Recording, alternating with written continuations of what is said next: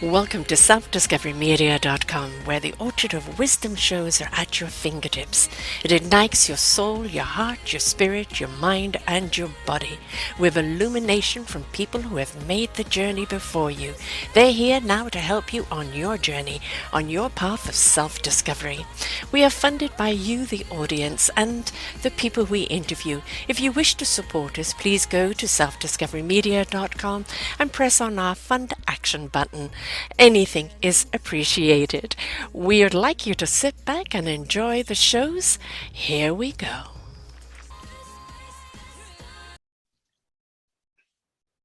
Good morning, good afternoon, and good evening, everybody. Welcome back to another edition of Ignite Your Heart and Soul right here on selfdiscoverymedia.com. I'm your host, Sarah Troy, and my guest today, oh, that's telling me you were coming in. My guest today is Heidi Garis. Or tapping into abundance. Are you tapping into your own abundance?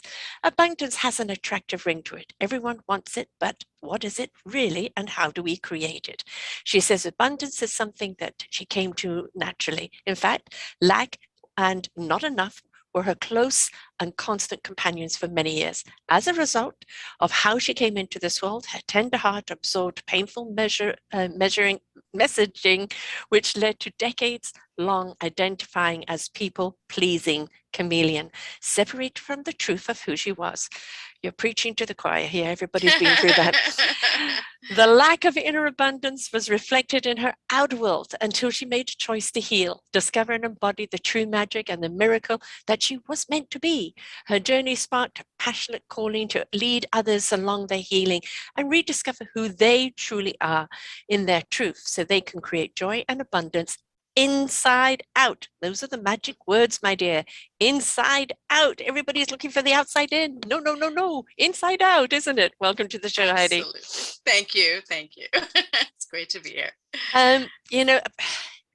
We are taught as a society that everything we want is within reach. And that means reaching out, right? That accumulating, getting, having more is going to make us happy.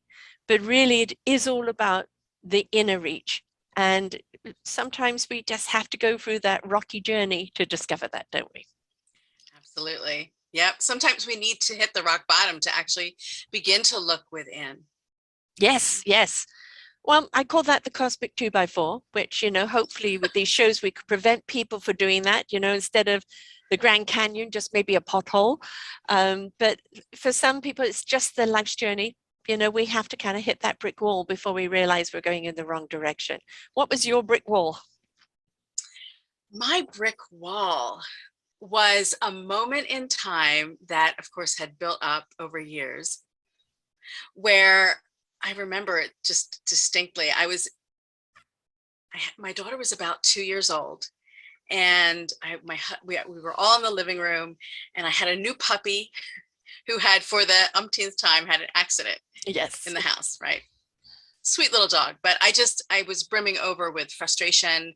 I was brimming over with displeasure, dissatisfaction in my relationship, and money. I was frustrated about money. Mm-hmm. And I didn't take it out on the dog, but that yeah. The action of the dog kind of put me over the edge. Right. And I literally had a toddler temper tantrum right there in the entrance to our home, right in front of the door. I don't know if anybody saw me, but my husband certainly heard me. And I stomped my feet, so angry and so frustrated. I just can't take this. And I knew in that moment I had to do something different. Mm-hmm. And my spiritual journey had begun, but I really had not taken the time to commit and invest in myself, mm-hmm. in my inner world. Mm-hmm. I knew it all up here, and in fact, I was helping other people, but I didn't. Oh yes, right. Relate. Right. So there was a weekend retreat that I really, really had wanted to go to, but it was more than I had ever invested in myself before. But in that moment, I knew I had to do something different, and so I decided, I don't care what it costs. I don't care that I have to go alone. I'm doing this. And that was really, I guess, my brick wall, where I started to turn everything around and really look inside for real. I had peaked. Yes. My foundation was in psychotherapy, so I had well beyond my master's years. I had spent 10 years abroad in Japan and had a lot of inner reflection there, but really the commitment to turn around and do something about it for real was that moment. If you are, for want of a better word, kind of the healer of everyone else, it's so much easier to pour that wisdom into other people than to partake of the wisdom that you're dishing out. So much easier said than done, right? Yes. For the self. Yeah. Yeah. And still to this day, I mean, I'm so much further along than I had been at that moment, but I still to this day, my clients are still my teachers. They remind me. I'm grateful for them on so many levels because my journey continues partly and because of them and what they trigger in me. Yeah, in a positive way. And I think people have got to understand that just because you have an epiphany, a revelation, and you start going in, that now the work stops. The work is every single day of every moment of your life, but it no longer becomes hard. It's easier because you know what to do, you know what skills to use, you know what, instead of looking at it as something painful, you look at it as, you know, kind of a revelation or an illumination. And so it's just, we're going to discover things about ourselves to the day we exit. And that's really the way we want it to be. We don't want to be kind of, oh, no, I've been there, done that, I'm boring now. Yeah. I look at it as a spiral upwards. It's a journey and it's a continual journey. And sometimes my clients will say, oh, I'm back at mom again. This again. Like, now, and then we reflect and look how far you've come. Yes. Each time we level up, we will pass the same issues very often. But the beauty is it does get easier and easier as you go along. You go, oh, I recognize that. Oh, and then I get to move to the next level. I get to peel back that next layer and free myself to rise higher. Yeah. It doesn't mean you're there. You know, it's, no, I mean, we're never there. You know, whenever we're stuck, it's sometimes good just to look back and go, you know, look what you overcame last time. You know, this is a different situation, but you had the courage and the strength and the ability to do that. You've got it again now. You've just got to have the willingness and the willingness to go, okay, maybe it's love and nurturing I need to do right now, or maybe it's a extra work I need to do right now. But being stuck doesn't mean you're paralyzed again. It just means something to learn. Yes. I couldn't agree more. Yes. Do we think as human beings that we kind of learned it all and we don't need to continue to learn? The people I work with don't believe that. At least they come to realize that. I have a young man, a client, I just adore him. And this is kind of how it works with me. I have a family member and then they refer another family member and they refer another family. So his mother had shared, because I work with her as well, that, oh, he said he's done his work. Done. He's done his work. And then it was funny on my next call with him, he kind of mentioned, and that had already shifted. I realized that, no, it's never done. I'm like, you're right. It's never done. So. No. But again, it doesn't have to be a chore. You know, there's certain maintenance that we need to have over our bodies: brush teeth, wash hair, you know, feed ourselves, clothe ourselves, all of that. That's all something that we can make fun and joyful, you know. And so why isn't it kind of redirecting or learning or understanding something has had its day and it's time to change the page, or, you know, write a new chapter? Why do we want to make it such an obstacle when really it could just be part of life? So I think some of us are addicted to struggle. Yes. Unconsciously. Yeah. Perfect example. Just before we started today, I wanted to get a banana off my banana tree, and it wasn't ripping off. And I kept struggling with it. What is with you, banana? Let go. When I could have easily gone 2 steps, grabbed the scissors and snipped it off. Yes. Yeah. Right. I didn't choose ease in that moment. I chose to struggle with it longer. Right. I think there's a lot of reasons why we're addicted. I think it's unconscious. It could be programming from our past. It could be inherited messages that we have to struggle. It could be that our parents struggled and so we don't want to be separate from them. So it becomes a loyalty thing. Yeah. Unconsciously. It could be a deserving thing. I have to work hard, or I have to struggle to get what I want, whether it's money or joy or happiness, whatever. So and do you think it is also a society that you're not worthy unless you're struggling? There is a badge of honor for sure. There is a badge of honor. Oh, look what they went through, and look how hard they worked, and look, they overcame all of the obstacles, right? And so when we carry that badge of honor, then we create obstacles and we create struggle so we can overcome them. Right. Aren't we funny as human beings? Yes, and look at what we've overcome. Like, I had a 10-year-old I interviewed who'd written a book, 365 days of gratitude with a positive attitude. And, I was kind of expecting, speaking to a 10-year-old on her level. And she was just like, well, I just don't understand it. If what you're doing makes you unhappy, why don't you stop and just do something that makes you happy? And it's like, why do we have to complicate everything if we don't like what we're doing? Now, sometimes we do have to do something to get an end result, right? Like there's certain things that you don't like doing, but the end result is going to be great. So there's an end goal. But if you're doing something that makes you unhappy, why do we stay there? Why? Yeah. Unconscious programming. It's all in there. It's all in there. And that's the inner work. You look within, you discover. And sometimes that means working with somebody, because we don't have the eyes always to see what it is inside that's driving us. Do you think we're also afraid to feel? Oh my goodness, that's a soapbox of mine. Yes. Preach, girl, preach. Emotions are meant to be felt. We're supposed to feel our feelings. So many people are afraid to feel. What was feeling ever killed somebody? No. It may be uncomfortable. Yeah. It may be uncomfortable, but we are designed to have a spectrum of emotions and to live and experience all of that, whether it's anger, whether it's joy, whether it's rage. They all have a purpose for us. And when we ignore them, we suppress them, they go into our bodies. And the body is a wonderful container. It will hold so much until it can't. And then we start leaking symptoms, which they can be physical symptoms. I've seen that time and again. Yes. The body develops cancer. The body develops heart issues. The body develops, I have a client who developed torticollis, which is a muscular, it's not a disease, it's an issue where the neck muscles on the side atrophy and they shorten like a tortoise. And so like this, what happened? We discovered, she'd completely forgotten about this, but when we looked back, there was a time in her life when her parents were fighting, and she never even recognized her family as a family that abuse and trauma was going on. It was just normal.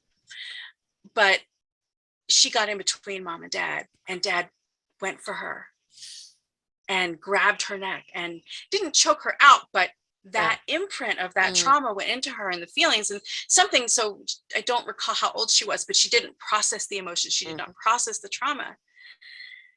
She didn't allow herself to feel it, of course. Like in that moment, probably it was a freeze response. And so it was frozen into her body. She ignored it, went on with her life. In college, she started to develop this shorten and pain, and the entire spine had actually shifted. And in a couple of sessions, boom, the pain was gone. There's still some deformity, but the pain was gone. So she was allowed to go, she allowed herself to go back in and feel the trauma. Not that we have to experience every single little piece of it, right? But to go back and look at it and resolve it. Right, and move resolve it. Yeah, you don't have to relive it, but you do have to look at it to let it go. And the thing about emotions, as you said, the emotions are given to us as an expression of where we are at that moment, happy, glad, sad, mad, whatever. It's an indication. So spend that emotion, understand where that emotion is coming from, but don't become emotional over the emotion. Because how many people get caught up in the emotion and no longer know what that emotion was attached to? They're just being emotional now over an emotion. Mm-hmm. Mm-hmm. Yeah, interesting. Yes. And I don't even know what I'm angry at. Exactly. And I think it's like you were angry in the moment and then you get caught up in the anger and you really don't even know where that anger came from, because it was really just a quick response to anger. Something pissed you off. But then you're angry, and really that anger isn't about what pissed you off in that moment. It's about everything else in your life. And now you're going to get really angry and you don't really know where you're targeting. It's like you getting frustrated over the dog, it being your catalyst, right? Yeah. Exactly. And it's like, it's not any one thing or any one person, because we really like to point, it has to be them or it has to be this. And really it is an accumulation of what's being built up inside of you. Mm-hmm. Yeah. So yes, thank you. Feel your feelings, allow them, cry, laugh, yes. Be frustrated in the moment, and find tools that help you process the emotion. That is the important thing. And not every tool works on everybody. You've got to know which tool works on you, right? And there's certain tools that work brilliantly on you. You really, really do connect with it. And then maybe later on, there might be another tool that is more refined, but it's also that willingness to explore which tools. Just because I tried it once and it didn't work, when nothing works first time, folks, even when you take nutritional vitamins, it takes 3 months really for them to get in, because the cellular structure changes over and it's got to absorb it and clear things out. So patience, I think, with ourselves, with our process, with our development. And we have really become a very impatient society in that these days. It's that instant gratification, that push button society where I want it now. And I have to say, the coaching world, which I'm in, is a lot guilty of reinforcing that. Yeah. We talk about quantum leaps and, make that change now. Yeah. And so we have to manage expectations. Yes. Because quantum leaps are possible, but the honest truth is, and if I ever find a technique that gives you the instant quantum leap, right, I will let you know. Right, exactly. I want to know. Behind the curtains, though, that person who has seemingly taken a quantum leap from, $10,000 to $1 million business, something has been going on underneath the surface, behind the curtain. There had to have been something, some change in belief, some release of trauma, some release of fears, so they could take action. And on the outside, it looks like a quantum leap, right? Yeah. To those who don't really know what has gone on underneath. Well, there are some people that have done a certain amount of work and then they leap and then they retreat, because they fall back, because they think, oh, I'm fine now, I can take that leap. And really, they're not quite ready, because there's still that something inside of them that they were not either willing or unable or unaware of. And if you're going to take such a leap, you want all your cognitives there. You want yourself to be in sync for that leap to sustain itself. Right. And you see time and time people taking a leap, from the 10,000 to the million, and they can't sustain it because the old patterning is still there. They haven't dealt with that, and they thought taking the leap would resolve everything. Right. So there's some incongruence there, right? We have to be congruent. Making $10,000 a year and making $1 million a year, there's a difference there. Slight difference. So sometimes you can make the leap before you actually are congruent with the million. But then you need to get congruent with the million before, right? The subconscious does not like change. That's another thing. No. It's afraid of change and the unknown. Right? $1 million to the subconscious can be very threatening because it was never experienced before. So its job is to keep you safe at all costs, and it will pull you back from $1 million until it understands that, no, this is a good thing. Yes. We can eat now. Yes, exactly. Yeah, exactly. And our psyche, you hit on it, of the old patterning. Now, we've not only got our past life patterning, we've got our ancestral life patterning, we've got our DNA patterning. So, we could have done a numerous amount of work and thinking, oh, I've got rid of that, only to find something else come up. And there's so much suppression of so many past lives, DNA, ancestral, etc., that one layer may come and you think you're free, and then somewhere along the line it hits you again and you think, well, I thought I got rid of that. No, this is something else that was so deep that is now being allowed to come to the surface. Yes. Don't be afraid. You know the process, you know who to reach out to. It's just something else you've got to clear. But as human beings, we panic. Yeah, we panic. The other thing I found that really makes a difference too is working on identity. Working on identity. When we hold our identity as someone who makes the $10,000 instead of $1 million, then to jump to that million and sustain that, it requires a whole new identity. So a lot of my work now is around the I am. Who am I really? And not just someone who makes $1 million, but spiritually, really to the core, right? That's true abundance. True enrichment and true abundance is the heart, soul, and spirit in sync, because then the mind will know what it needs to know when it needs to know it. But when we've got that, that becomes our compass. It becomes our core generator. It becomes our reason why. It becomes our passion and our conviction and our compassion. And when we're doing from that, then success will open the doors to you because you're on that beautiful, honest, loving vibration. So for people who think that, oh, I've been at the 10,000, I can't stand the poverty, I want the million, it will change everything. Well, unless you change the core values, right, that million can become a 10,000 again very, very quickly. You hear about that all the time. People hit the lottery. Yes. Right? And then in a year, it's all gone. Yeah. And you think, how can it be? How can it be? It's the same when you've got people that are all about money. They're billionaires, they're trillionaires. Why do they need all that money? And it becomes they're just as afraid of losing it. You are as kind of making it, right? Because it becomes their identity. And that's something we've got to be careful isn't it? Making the exterior things our identity. Exactly.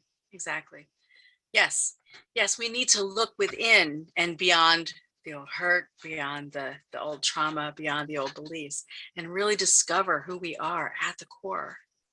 One of my favorite quotes is, "You are not a drop in the ocean. You are the entire ocean in a single drop."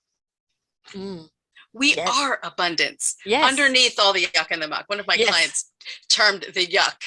I take my clients through a process, and there's this ring of negative thoughts and feelings and past all the blocks that keep us where we are. And she termed it the ring of yuck. So beyond the ring of yuck is that the essence of who you are. And everything that we look at, every nutritional, anything of value, it's always what lies deep. Every treasure hunt you ever see, every movie discovering something, it's always something that lays deep. And that's where the treasure is. Well, that treasure is inside of us. It's what lays deep. Are we willing to go into that exploration of discovering what it is? I think a lot of people are afraid to see what they'll find, right? Because they may have an illusion of themselves. And then they go in and they discover the humility of themselves, and they think that they are less of. You are more when you embrace that than this facade that you are living that is not true to you. Absolutely. People are shocked at what they find when they look within. Shocked at who they are. I have clients who've been working with me for whatever period of time. I was just with somebody this week, and she started with me last May. I don't recognize myself. I don't recognize my life. I'm an entirely different person, and she's falling in love with who she is. Yeah. Yes. And the beauty of that, while she falls in love with herself and she becomes that love, and everything she does is with love, it resonates out to other people, and that inspiration becomes an invitation. Absolutely. Absolutely. You're speaking my words. So if we want peace in the world, if we want love in the world, we need to be that peace and love ourselves. Everything we want externally, we need to be internally. Yep. Yeah. Yes. It's getting there, willing to do the work. Mm-hmm. Do you use tapping at all in your? Yes, it is one of my biggest tools. Right. Yeah. So it's a little play on words there. Yes, yes. You know, I discovered tapping quite some years ago, and it really is, it's a wonderful thing because you can do it anywhere at any time, and it can take you from to very, very quickly. And you know, also the measurement, you know, the finger, what do you muscle call that? testing. Muscle testing. Mm-hmm. And you know, it just became something that when you know yourself, you're coming up, you know, you're reaching that level, everything is coming up, do a little tapping to come down, right? And tapping is one of those things that when you know how to do it and how to use it properly, it really can change a thought into something more positive and more fluid in your life than buying in, you know, going the hysterical way. Absolutely. Yeah. I love that it gives you those epiphanies. Many times I don't even need to lead people into the new reframed thought, the more positive thought. They just come up with it and they go, oh, that's what I was believing. Yes. No, that's silly. I don't believe that now. Yeah. Yes, I've modified it from where I was first taught it. And I love tapping in the shower because you've got the conduit of the water as well, which is, you know, wonderful. And, you know, just like every now and again, you can just feel yourself, you know, you're just a little disconnected, and that tapping could just bring you back into it. Or you're feeling stressed and that tapping can bring you back in. Or you've got that little nagging voice at the back of your head that I told you to go away. What are you still doing here? Tap, tap, tap, show at the door. So it's such a wonderful thing when you've been taught how to do it properly, how it really can work for you in such a simple way. Yeah, we're seeing it now. Professional sports players are using it, and entertainers are using it. It's taken a while. I've been doing it for 20 some years. So wow. it's taken a while, but finally it's starting to, and we now have the research-backed science where we can say it is what's the term when something a research-based modality. It's not quite the term I'm looking for. Validated. Yeah. So there's science behind it now. Yeah. It's not just crazy woo. Although I love the woo. Trust me. Yes. Oh yeah. Woo. Yes. You know, the other thing I think when you look at it, it's you're tapping on the certain meridians. Now, when you look to acupuncture and acupressure, right? You know, they put that needle in or they press on those certain meridians that are releasing that because it's blocked energy in your body. And when you're releasing that energy, everything needs to be in flow within us. You know, our blood, our energy, our oxygen, you know, everything. And when you, like that girl crunching up, right, it's stopping that flow, then the disfigurement comes about. And so when you can know the right meridians to tap on, you're just sending messages throughout the whole body that it's okay, take a breath, you know, just allow the flow, allow the energy to flow. Yes, it's I love it because it's a mind body spirit technique. It doesn't just, I'm a traditionally trained psychotherapist, and talk therapy has value. I don't want to say it doesn't, but it doesn't do what we all need. No. All the time. It's not the whole story. It can regurgitate a problem rather finding a solution for one. So it's good to get at what the problem is. Now use a different modality in order to address it. To create the change. Yeah. But tapping really helps you. It's body based. It works with the energy system, as you just were describing. And I really feel it can reach to the soul. It's body, mind, spirit. Yes. I mean, because you know, it's like the chakras, you know, and the chakras are in line, you know, the whole body is in alignment, and you can just feel the flow of your body going through. And like when people meditate, you know, they can feel the energy run through their body. And that's, you know, and a lot of people, I mean, I did one with Michel Pascal where he takes people into Times Square and has them meditate amongst the chaos. And so Oh, a lot of wow. people think that meditating just needs to be in silence, but how often do we get the silence, right? You're So right. it's how can you be still and silent amongst the chaos? Exactly. And tapping is one of the, what other modalities do you use? So tapping, matrix reimprinting is one of the big things that I use Oh, for what is that? trauma work. It is inner child work where we go into the quantum field, if you will, and people who don't believe in that, the matrix, then we talk about the subconscious, but we go back and we visit the inner child in a particular situation where usually where there was trauma or where there was an impactful situation. And we tap with that child and we empower that child to be more resourced in order to get through that situation. I'm glad that you hit the child thing. I have Raising Our Gifted Children genre, but I have a whole platform of our Forgotten Children series. And, you know, been doing this nearly 10 years now, and the stories that I've heard, the common denominator is generally an injured child. You know, abuse or forgotten, neglected, or some trauma happening in their childhood that isn't dealt with, that leads to the dysfunctional adult. And they don't know why they're dysfunctional. They don't know why they feel this way because they've never been taught to connect or release. And yes, talking about it to identify it, yeah, we need to identify it, but then having those modalities to actually release it. And very often it's, I didn't realize I was carrying this around for so long.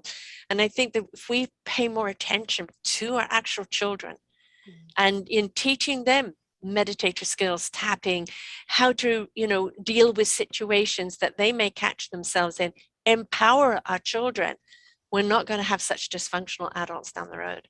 Absolutely. Yeah. I had high hopes and dreams, and I still do have high hopes and dreams for my daughter. But I dreamed she was going to grow up without issues because of me and because of how I've raised her and all these things.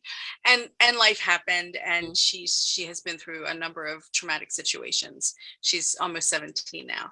And I don't know what we would have done had we not had the techniques and the knowledge. The truth is she wouldn't be here right now. Right. It got to that point where it was, she was really prepared to make that choice. She was all set and ready to go. And fortunately she came to me before making that decision, the final decision. Right. And it has been a journey. It's been several years now. She's still on the path to healing. But I am confident that she will get through this, and in using these tools, she will be able to be a high functioning adult, be happy and be abundant. Yeah, but it definitely is a journey. Yeah. And, you know, it doesn't matter, you know, how well-being a home is. I mean, we do our best as parents. Very often we have our own, you know, crises and traumas that we're carrying around with us that we don't know about. And we end up kind of inflicting it on our children unknowingly, right? Or we're reacting to things unknowingly. And then when we actually, you know, open up to it and we realize that maybe triggers something inside of them, they're going to have their journey. There's going to be something that there was a great movie on Netflix I saw the other day, Fallout. Highly recommend that you see it. I think with your daughter even. And it's about a shooting in a school and the different reactions of the students.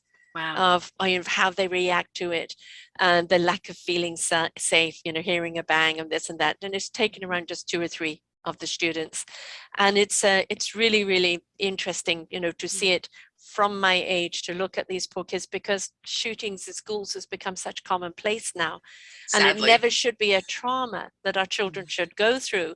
And we've got to understand the effect that it has on them, whatever the face says, you know, what's going on behind that. And we also need to give permission to everyone to actually say, I'm not okay. I'm not okay. Well, you should be getting over that by now. No, we don't know how deep it's gone, or if it's triggered something else, or, you know, or that it may be hard to let go of because there's no justification for it. So we can't know, why did this happen? Did I do something to make it happen? Then there's the guilt. Talk about guilt, love, because that's a huge one, isn't it? Oh, guilt. Yes. Oh, makes the world go round, doesn't it? Yeah. Or In a stops the world. shaky way, in a shaky way. Yeah. Yeah. So guilt. Guilt can block us from everything we desire. Yeah. Right. Guilt, the mechanism of guilt. Okay. So here's how it goes. We do something and we feel that we've done something wrong. Mm-hmm. So metaphorically, we are the police and we come to ourselves and we arrest ourselves as the police and we haul ourselves off to court. Yeah. And then we become judge and jury. Mm-hmm. While And then the hangman. Right. No. And then, yes, Yeah. absolutely. So we find ourselves guilty. And what does that mean? That means we have to pay some type of retribution or some penance, or, you know, we have to pay for the thing that we did wrong. And so we withhold abundance in all its forms from ourselves. We withhold happiness from ourselves. We withhold healthy relationships and connection. And we really miss the truth of who we are. Right. Yeah, that was one that I had to deal with a great deal, is the guilt. Mm-hmm. You know, natural born people pleaser, bent into the pretzel, you know, to try and be what everybody wanted me to be, but it was never enough. Because the moment they got you like the way they want you, they no longer want you that way. And you're not being true to you, and they know that, right? But it's that constant spiral. And then feeling guilty for letting them down, or feeling guilty for the reaction, or feeling guilty for this or that or anything else. It is a hard one to shake, definitely. Yeah. Yes, you're absolutely right. It does go right to the people pleasing, right? You feel bad about, you feel bad about this person not, and they, yes, absolutely. Yes. Just, my mind is ping ponging all over the place. Yes. Seeing the connections are for sure guilt. Yeah. Self-worthiness. I think we're also in a society where, unless you've got 10 million followers, and unless you're a Kardashian, or unless you're rich and famous, or unless you look like the housewives of Hollywood or wherever, you know, you don't count. And, you know, social media can be absolutely wonderful. It can be a brilliant connective, a wonderful sharing platform, but it also has the other side of it, which is always trying to compare, compete, and condemn. And, you know, that the only way you're going to combat any of that is to be in your own truth, to be in your own light. Don't feed the negativity for a start. Just always be honest with who you are and why you are, and don't need to apologize for who you are. If people don't get you or don't like you, that's okay, because there's somebody else that does. Why are you feeling guilty because that person doesn't like you? Why is it brought down your self-esteem because you're not getting on with that person, right? It's that person's issue. It's really got nothing to do with you. Yep. If I could can a saying and sell it, that's what it's not about you. Right. It's not about you. It really isn't about you. Yeah. You're just the target for their own lack of self-worth. And you've got to pull another down to make them feel like they're up, but all it does is pulls them down too. So we should be more kind and compassionate towards one another, shouldn't we? Yeah, and to ourselves. Oh God. First and foremost, to yourself. First and foremost, definitely. Now that, you know, we've heard the word narcissism a great deal, and in the last political arena for a few years, we've seen narcissistic as poster child. And we've seen a lot more people out there, you know, Russia right now, total narcissistic psychopathic move, actually. But people are kind of afraid to place value upon themselves, or place worth upon themselves, or be able to say no, or to say I am worthy, without the fear of being called a narcissist, which is in total other opposite extreme. It is. Absolutely, it is. It's not the same thing at all. The narcissist does not have the ego strength, and so they need the outward things. They need the money and the accolades from other people, the military parades, right, in order to feel something good about themselves. But inside, it's very, very empty. Yeah. And so they can't look inside, or they can't tolerate that. they can't talk. So it has to all come from the outside. Yes, and some people will make that connection that, oh, I can't put myself first because I don't want to be a narcissist. Right. That's not what being a narcissist is. No, exactly. And I think the definition needs to be there. It's the honoring of the self. It's the self-compassion. It's the self-love that is the cure for narcissism. Yes. So, and sometimes that looks like putting yourself first. Very often. I really advocate that. Right. It's okay to say no. It's okay. You're not a bad person to say no.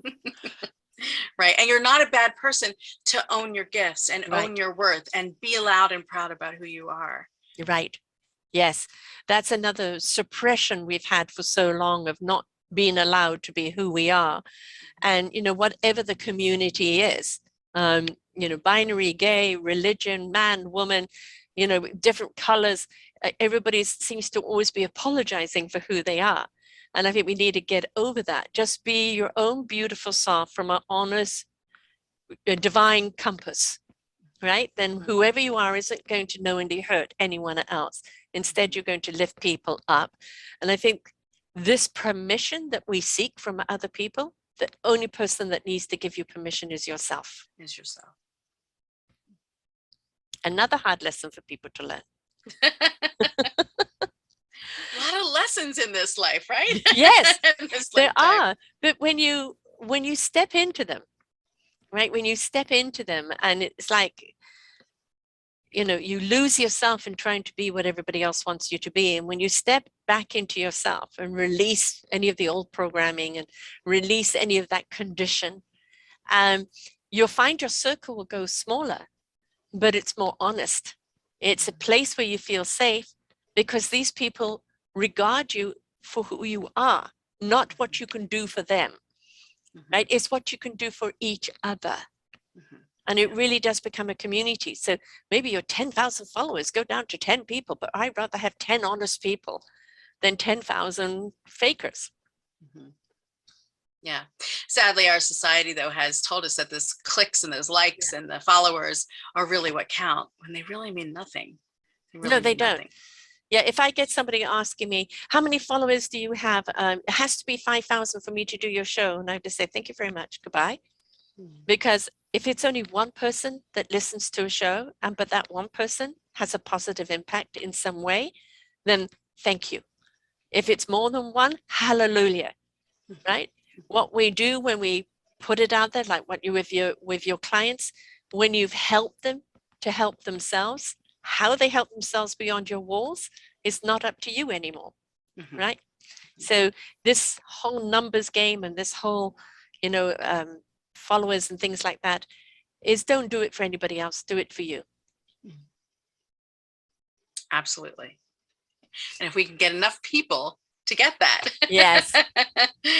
Yeah. I mean, you've been doing tapping for 27 years. Not 27, 20 some. Years. 20 some years. So, you know, the thing is, I mean, you know, when you watch the news, it's doom and gloom constantly. You know, you've got the Fox News that takes a pimple and makes it a volcanic eruption. Anything to create more hysteria because it creates more fear, and that means more control over the masses. Right. When we look at the outside life, it's constantly in dysfunction. But when we look at the inside life and we see more and more people like us that are living from the inside out, we realize there actually are more people out there wanting to live like this, wanting to be of service, a contributor, part of a loving community, wanting to boost people up. And that energy attracts that energy and less of that outside noise. Yeah. Are you seeing it more in your practice? I absolutely. I think in general, as rough as it seems like right now in the world, yes, I think we've never been more awake as a species. I know that number is growing. I know that number is growing, and people are really looking for purpose now. Yes. Especially now. And they're looking for connection, especially after the pandemic and being shut down for so long. They're really looking for connection. So I have high hopes for our world and our species. There may be some things we need to go through yet, but I do feel the numbers of the awake and the evolving and the authentic self people are growing. Yes. Sure. And the thing is that we don't need to be on CNN, right? It's we use mediums like this, like podcasts, like TED Talks, like books, like community talks, or even helping people one-on-one. It's that it's not about the accolades. It's about the imprint of igniting a soul and a heart and a spirit into being, and just watching that beautiful flower open up. Yeah. So that kind of brings me to, I don't even think we had talked about this when we originally met, but well, maybe we did. But a number of years ago, I really felt a calling, a deep calling to something that I'd noticed, but felt like that it was my ego talking. And that is to begin to offer my services to people in the public eye. Right. I'm not really looking to be out there like that with the having all those followers. That's really not, because I work with the individual. Right. It's the connection that really feeds me. But I noticed that every time I saw somebody on TV or in public implode or commit suicide or something, when I would find myself crying for people I didn't know, literally as an empath. Part of one of my gifts, right? Just unable to not feel the pain of that so deeply. And so I was like, what is this? That's silly. First of all, I have no connections there. There's no possible way. And what it's got to be my ego talking. But I really explored it. And I talked to a mentor about it. And she said, well, why not? Right. And so I said, okay, well, if this is meant to be, then show me. And so suddenly the doors started flying open. It was very interesting. So now that is something that I'm able to do.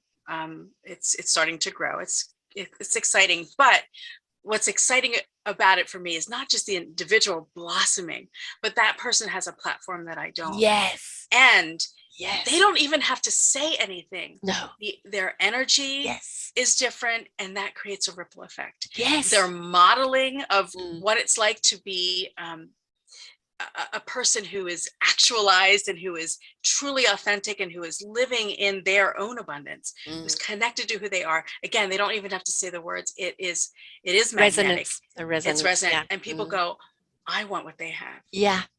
And so I believe that creates a ripple effect. So that's a really exciting part of my practice as that starts to unfold. Yeah. And the thing what the COVID taught us, when talk shows couldn't have people on set, and they're doing it by Zoom, you see people in their own home, and you go, okay, it's not diamonds on the wall and gold and everything everywhere. It's just an ordinary house like us. They are normal people. Exactly. They did their own hair and makeup, and the conversations were so much more honest and just so much more in depth. And I felt, what a turn point. And like some of the people have come back to completely recreate their platform and go more into longer depth conversations and go more into meaningful stuff. And I thought, yes, because when you do that, you're inviting people to be more honest, to give themselves permission. And when we do see people, we've seen, what's her name? I'm terrible with names. The name is right there. A singer came out with bipolar. We have a number of them who have come out, I have this, I have that, or I struggled with depression, or I thought of suicide, and everybody looks at them and go, but you're top of your game, you're this, you're that. And it's like, no, I struggle. And it humanizes them. And what it also does is just shows them, yes, you can still achieve, even when you struggle. Right? And it's okay to talk about this. Why are we holding everything behind closed doors? This doesn't make me any less of a person because I am struggling with X, Y, and Z. Right. Yeah. So I'm glad you're doing that. I'm glad you're doing that because as you said, I'm a heavy one for responsibility. I'm always calling people on being responsible. If I see something out there, I invite people to take responsibility over their actions or over their choices. And you're actually, through the work that you're doing with them, is doing that, having them take action, over, because so many people are following them. Mhm. They owe it to their followers to be the truest person they can be.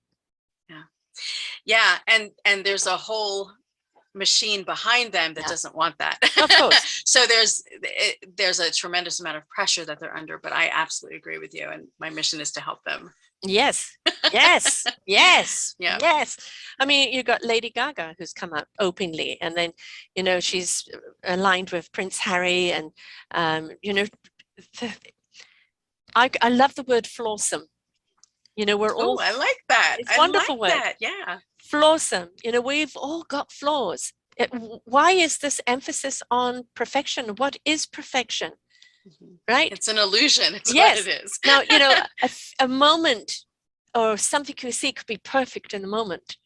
But this idea that you've got to live up to this perfection, but that's somebody else's expectation that they're imposing upon you. Mhm. And you do not have to be that person. The perfection of you is in your imperfections. Mhm. Yeah. Flawsome. Flawsome. I'm taking that to the bank. I'm going to use that.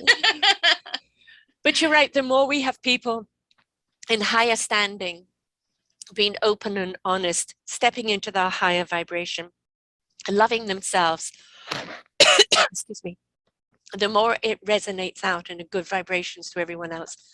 And they may not actually share right there and then what's happening. Maybe it'll come out later. But the fact that they've changed, the fact that they're more at ease with themselves, Mhm. that, you know, we all are putting out. Is it good vibrations or bad ones? Exactly. Exactly. Yeah. There's not a language to energy. It just is. And people, we're all connected. So we pick up on that at some level, we're aware. Yeah. Exactly. I think we owe it to each other just to be there for each other. Mm. Right? When somebody is going through various self-discoveries of therapy and layers, you don't have to actually ask them, what are they doing? How are they doing? It's just that I'm there for you. Mm. You may not have to say anything or do anything.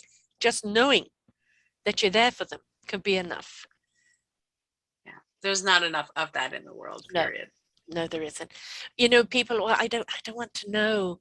You know, I wouldn't know what to say. I wouldn't know what to do. Excuses, excuses, excuses. Whether those people pick up your intentions, I'm there for you. You can call me anytime.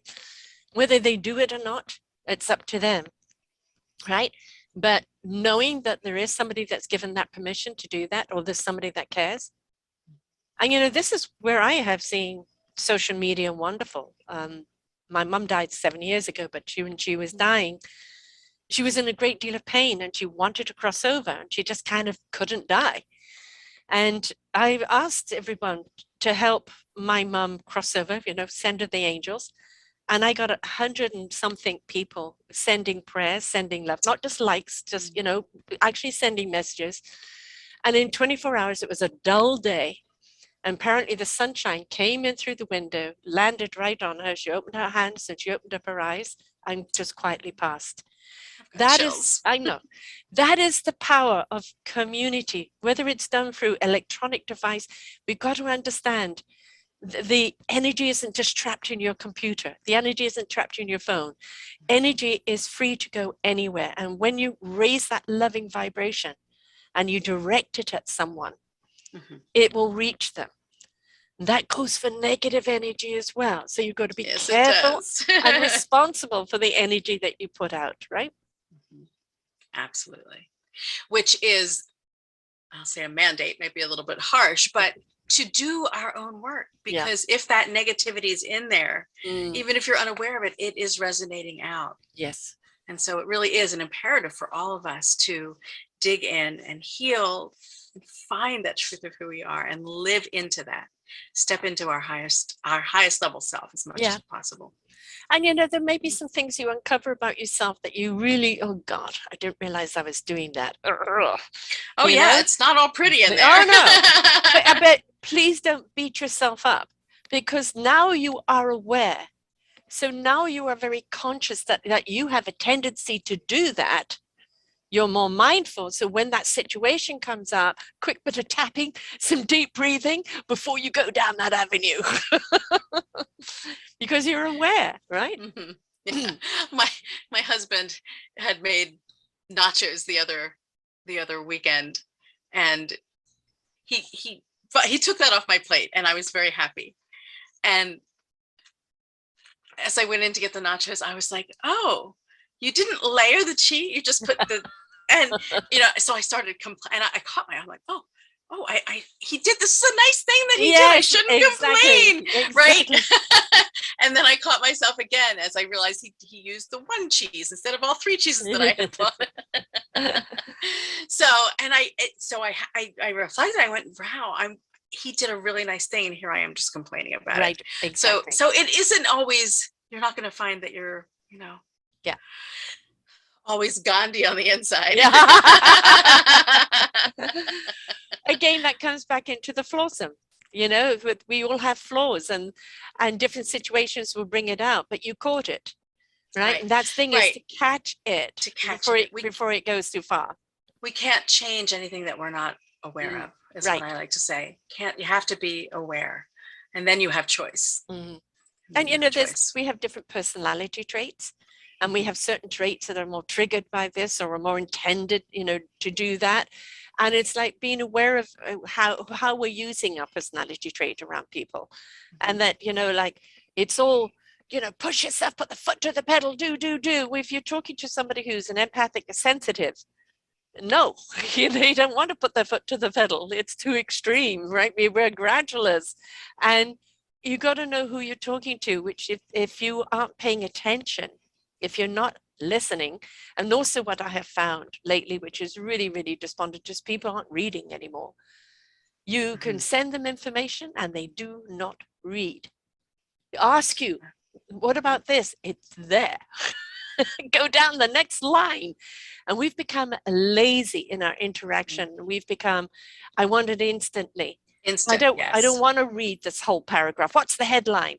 And that is on us. And that isn't only going to be a detriment to us. So that's something that we really need to be mindful of and nip that in the bud, because that's going to be a detriment to us, not an advance. Yeah. Yes. We want the easy way. Yeah. Back to patience, right? Back to patience within yourself, with people around you, with something else. Yes, you could have the instant frozen meal and put it in the microwave, or you can cook from scratch. There actually is more pleasure in cooking from scratch, and there's more appreciation for the meal that you cooked from scratch, right? But that's not to say that sometimes you're on a time limit, you throw it up in the microwave, okay? But don't do it every night.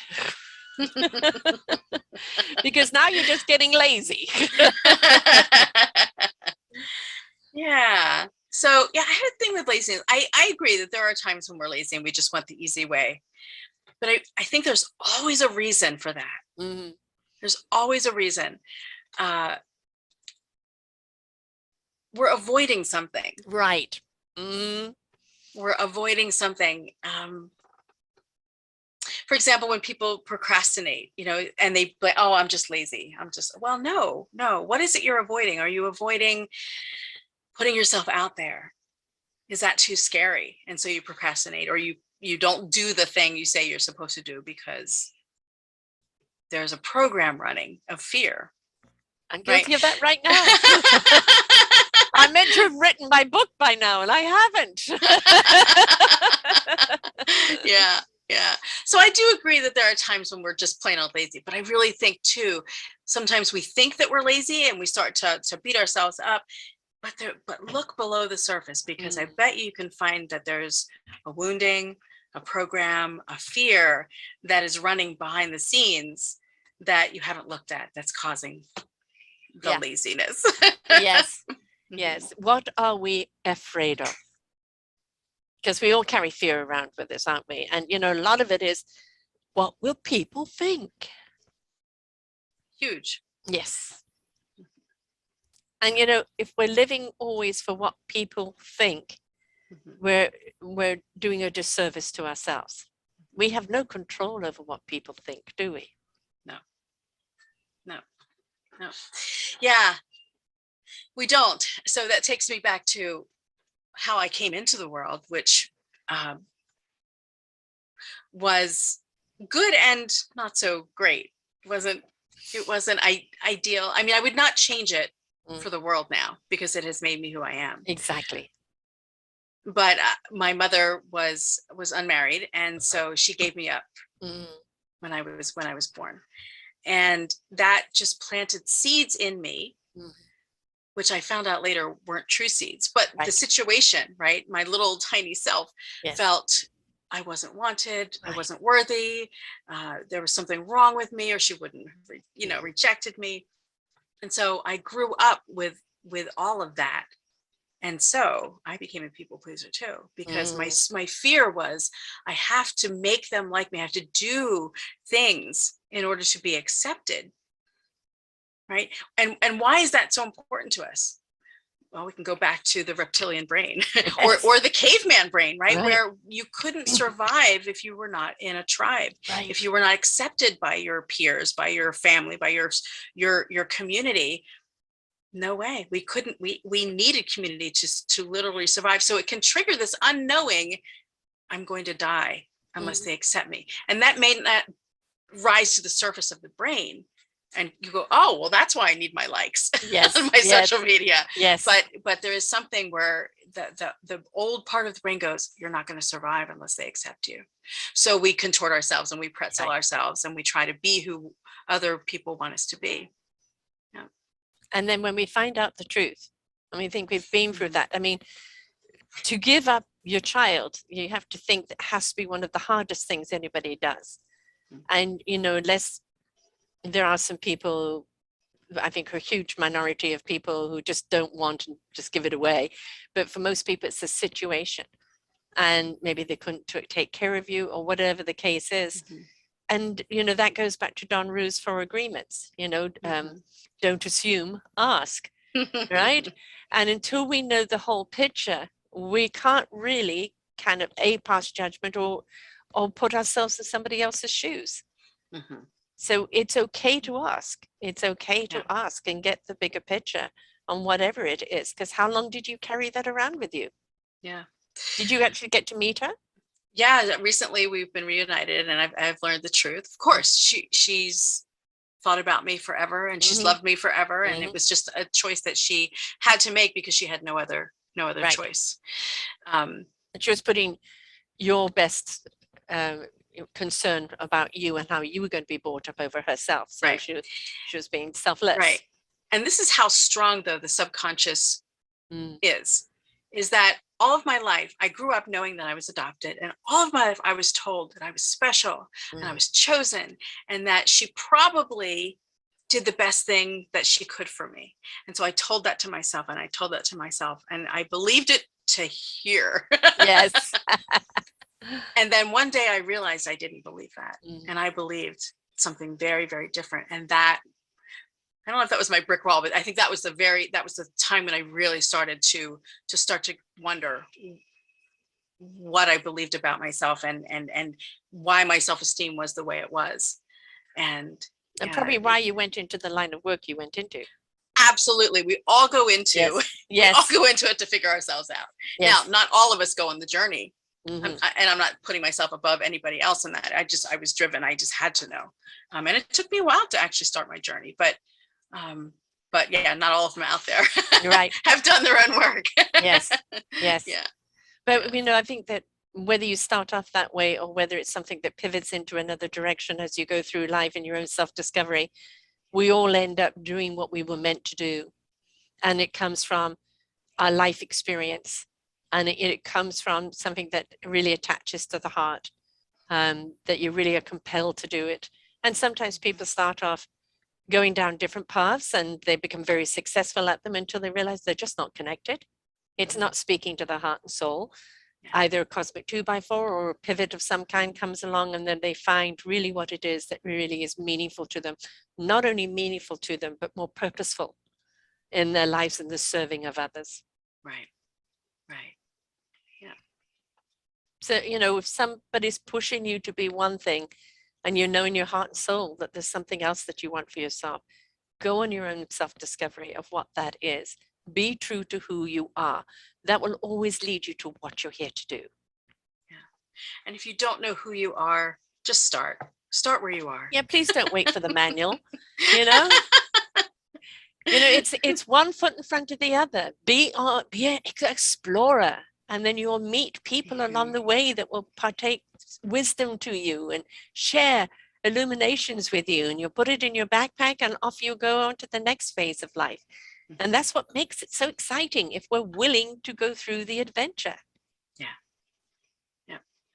Again, now we're back to that willingness. Yes. Willingness to look within. Yeah. To feel your feelings, to to explore them, to experience them, to release them, or to embrace them. Right? Whatever it is, but for God's sake, live. If we're so worrying about things that happened to us in the past, or the feeling of rejection, I've wasted way too much of my life, trying to be what everybody wanted me to be, trying to please them at the sacrifice of myself, that it hurt me in the long run and took me a long time to become who I am. I don't want people out there wasting their years. Please learn from us. That's the reason why we've done it. Yes. So, what's next for you? What is next for me? That's a really good question. So my practice is growing, and it has 2 different arms now. And I guess I'm just going to ask the universe to provide what is the perfect balance between working with the entertainers and the people in the public eye, and working with my base of people, my spiritual entrepreneurs. Yeah, it's just more of the same, but I love what I'm doing. Right. And that's the important thing, because when you love what you're doing, you're open and receptive. You know, always open to even new skills and tools. But it's also that gratification of seeing someone come into bloom, that discovery of self, of finally throwing their arms around themselves and saying, I love me. And that's really something what we all want to see, isn't it? Somebody really stepping into their own self-love, because then they resonate that out and it becomes invitational for everyone else. Absolutely. And, I can imagine, along the fame there, we've got the singers and the dancers and the performers and the actors. But I would imagine people who are the reporters or the news people, the no emotion that they have to have in their delivery, how many things they need to suppress and how much help they need. And, here we've got a station here, a local station here in Victoria. I actually do watch the news with them, because they will deliver the news, but they always have fun with each other and lighten up and even kind of tease each other and kind of make the news less sensational.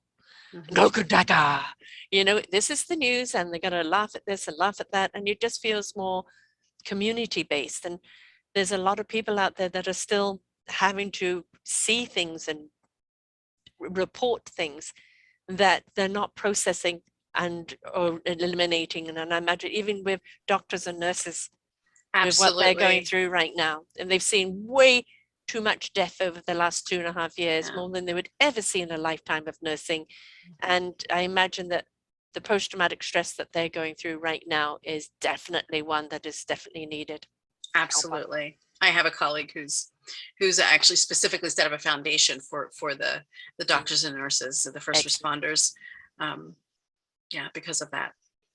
Yes, and you're absolutely right. The reporters who have to be stoic and report horrific things. Yes. I mean, look at what's going on right now. It's like, when will people learn? War is not the answer. And, right now it's purely an ego war of greed and power. That's purely what it is. And, you want to know what a narcissist is? Well, Putin definitely is one. He has no care whatsoever for his people or who dies. He wants that land. He wants it part of Russia. And it's just to say, I'm bigger than you. And that kind of ego in power is very, very dangerous. And so, you can't change a narcissist. I'm sorry. There's nothing you can do about it. They have to be willing to do it themselves, and they don't ever feel there's anything wrong with them. It's all you, right? But we can change how we react around them or because of them, and we can always look to the sunnier side of the street, right? What we seed, what we water, what we nurture is going to grow. Absolutely. And occasionally you're going to get a weed in the garden. That doesn't mean you're infested by the weeds. Just pull the weed, deal with the weed. What advice would you have for us in closing out right now for people that kind of know they've got to do some self-discovery, but they just don't even know what the first step is, and also how people can get hold of you? Yeah. The first step I would say is to find some space. This is what I'm being shown. Get really quiet. A lot of people are afraid to get quiet. 15 minutes where you're quiet and undisturbed, and just allow yourself to breathe with your hand on your heart. And just ask, what's my next step? Because whether we know it cognitively or not, we do know. We really do know. And so if you're telling yourself you don't know, allow yourself to be open to the answer. Yes. Because I guarantee you there's somebody in your circle or in your energetic circle that you can call in who can help you, or there is a resource, or there is a book that can get you started on your path. Because you are worth it, and we need you. Yes. We need you. Yes. We need you to be you. Yes. That's what we need. Yes. If we want to heal this planet, if we want to heal humanity, if we want to be less about the hate, the war, and the greed, more about the love, the compassion, and creativity, then we need to be the best that we can be. Because each and every single one of us is that drop in the ocean. Yes. Yes. We are a reflection of source. We are every facet of that. Right. We are the spark of the divine, and you will be astonished at what you find in a beautiful way. In a beautiful way. When you can peer into your soul and see what's there.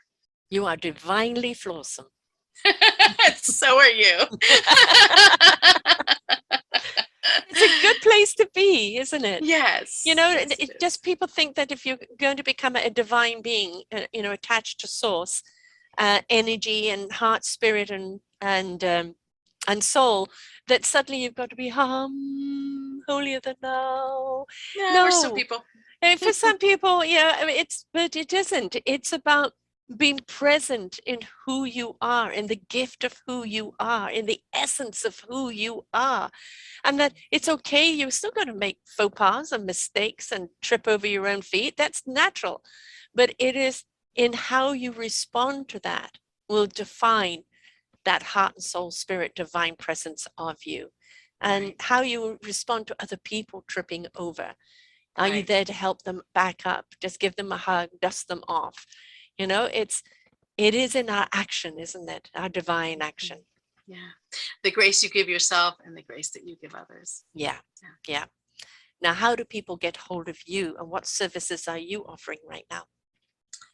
Yes. Well, I have, they can get hold of me at tapintoabundancenow.com or Heidi at tapintoabundancenow.com. And what I have coming up in the next couple of weeks, I haven't even started advertising yet, but I have something called Activating Ease. It's a 10-day program. We get together for about a half an hour of a day, and I give you tools and tips and clearings and activations.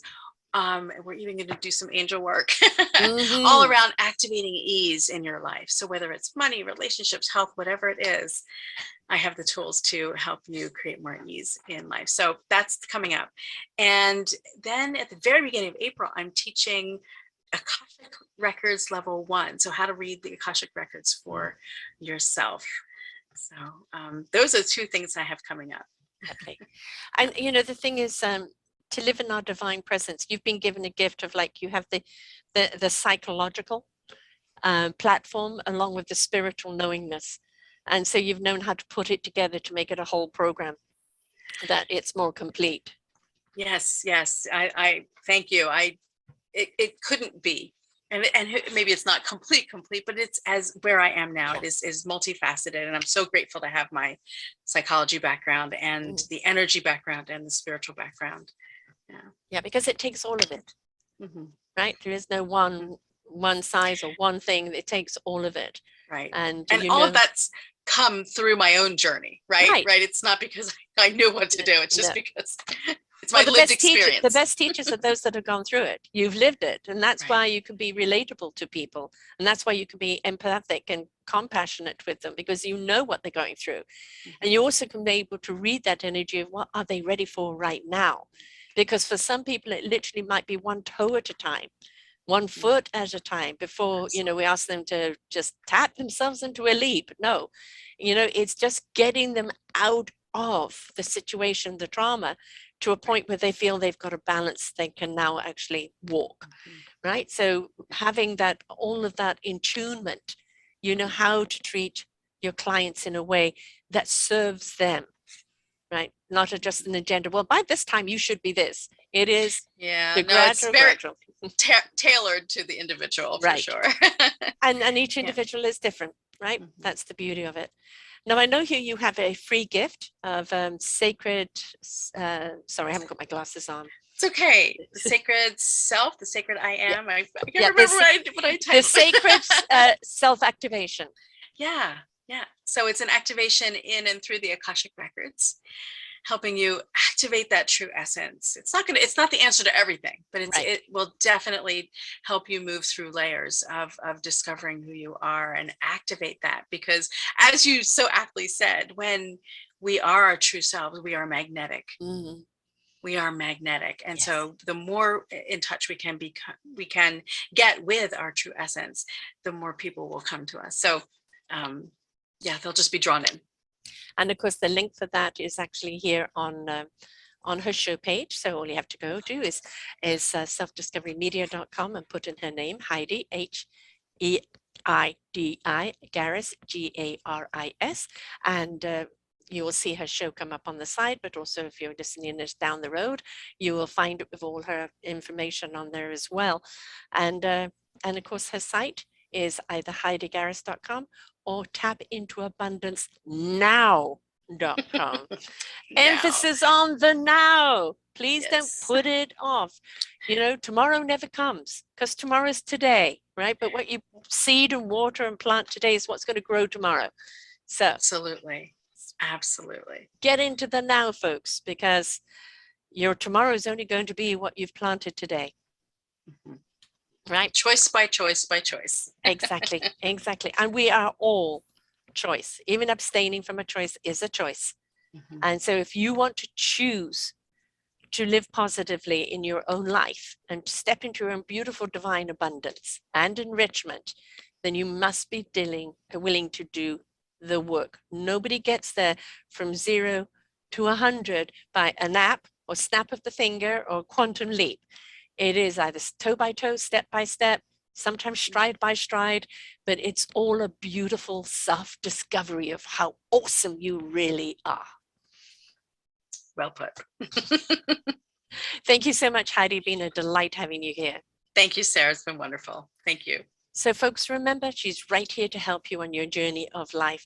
If you're just kind of like, I just don't know where to start, well, her beautiful gift right here is one to start with, or maybe just reaching out to her and explain your situation, and you'll know whether it's a fit or not.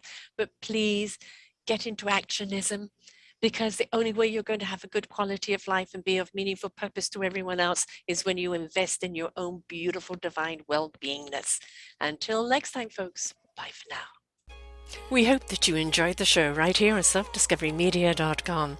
Please tune in to our selfdiscoverymedia.com/shows, and you will see all the other genres that we have from you. Every week on Tuesday, we bring you new shows from illuminating people. If you know someone that should be interviewed, please contact us at info@selfdiscoverymedia.com. Now stay tuned for your next show.